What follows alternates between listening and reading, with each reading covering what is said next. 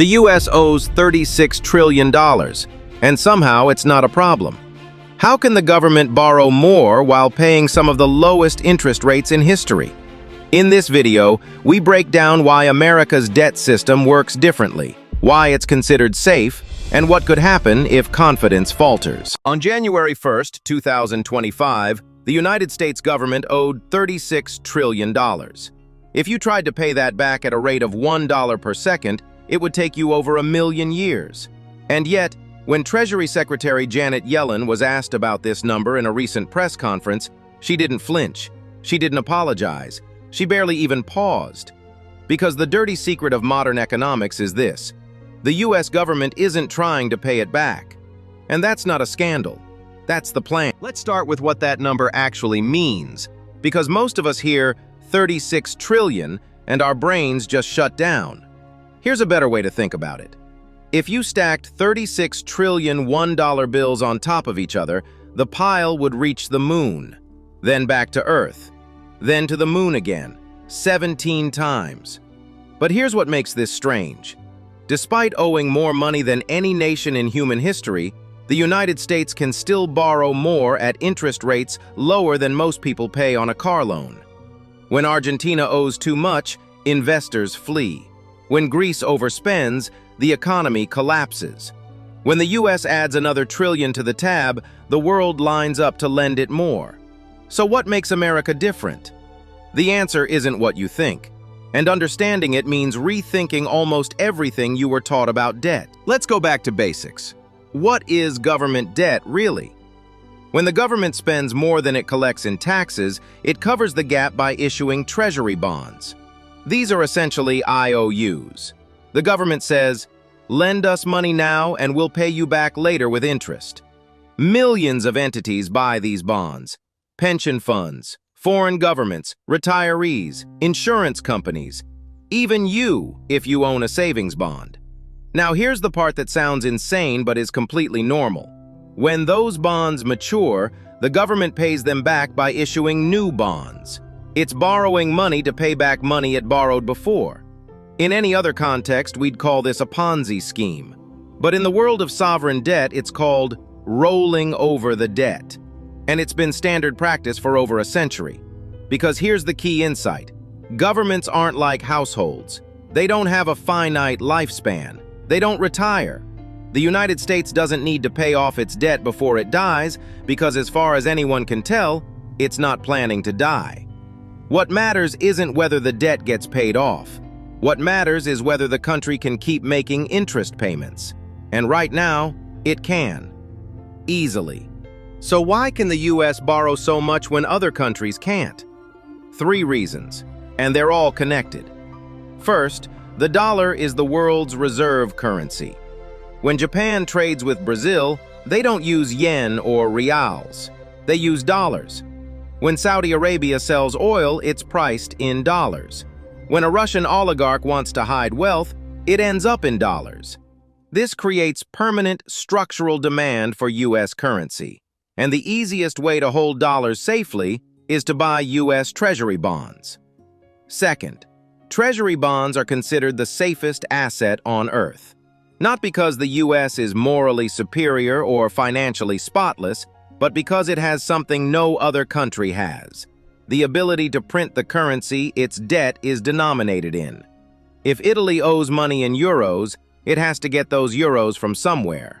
If the US owes money in dollars, it can simply create them. It's never done this recklessly, but the option exists. And that option is a kind of insurance policy that keeps lenders calm. Third, the US economy is massive, diversified, and resilient. It's not dependent on a single export like oil or tourism. It has the world's deepest capital markets, the strongest military, and the most liquid financial system. All of this means one thing: lending money to the US government is boring. And in finance, boring is beautiful. But let's zoom out, because the numbers are starting to matter in ways they didn't before. Right now, the US pays about $800 billion a year just in interest on the debt. That's more than the defense budget, more than Medicare, It's the fastest growing part of federal spending, and it's not close. And here's where it gets uncomfortable. Interest rates are higher now than they've been in years. For over a decade, the government borrowed money at near zero rates. That era is over. Every new bond issued today costs more than the ones issued 5 years ago. This is what economists call debt service, and it's starting to crowd out everything else. Want to fund infrastructure? Debt service. Want to expand healthcare? Debt service. Want to cut taxes? Well, someone still has to pay the interest. And yet, even now, no one in Washington is seriously talking about paying it down. Why? Because the United States isn't managing its debt like a household budget. It's managing it like a corporation manages leverage. Think of it this way. Apple has billions in debt. So does Microsoft. So does Amazon. And yet no one calls them irresponsible. Why? Because they're using that debt to invest in growth. As long as the return on investment exceeds the cost of borrowing, debt isn't a problem. It's a tool. The same logic applies to governments. If the U.S. borrows money to build highways, fund research, or educate workers, and those investments grow the economy, then the debt becomes manageable. A bigger economy generates more tax revenue. More tax revenue makes the interest payments easier. This is why economists don't look at total debt in isolation. They look at debt as a percentage of GDP, gross domestic product. And by that measure, U.S. debt is high, but not unprecedented. During World War II, debt hit 120% of GDP. We didn't collapse, we grew.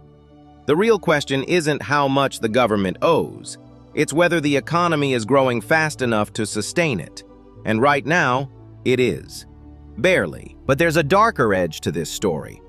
Because the system only works as long as everyone believes it will keep working.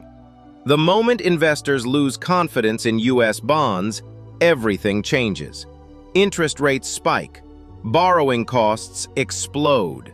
The government is forced to cut spending or print money, which triggers inflation, which erodes trust further.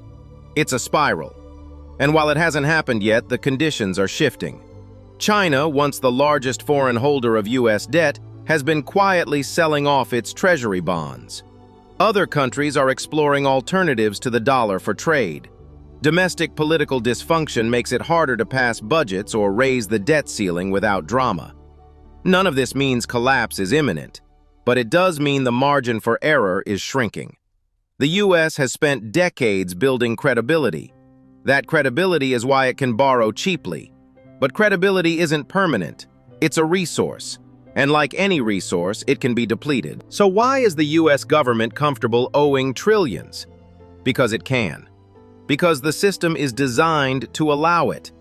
Because debt, in this context, isn't a burden, it's a feature. But comfort isn't the same as safety. The U.S. is playing a game that requires trust, stability, and growth. As long as those three things hold, the debt is manageable. The moment one of them falters, the math gets ugly fast. And here's the part that should keep you up at night. The people in charge know this. They've run the models. They've seen the projections. They know the risks. And they've decided that the benefits of borrowing now outweigh the dangers of restraint. Maybe they're right. Maybe the economy will grow fast enough. Maybe innovation will surge. Maybe the system will adapt. Or maybe we're all sitting in a theater, watching a movie we've seen before, waiting to see if this time the ending is different. $36 trillion. The number keeps growing, and no one's hitting the brakes. Please subscribe if you find this video educating, and like and comment, it's encouraged me to do more.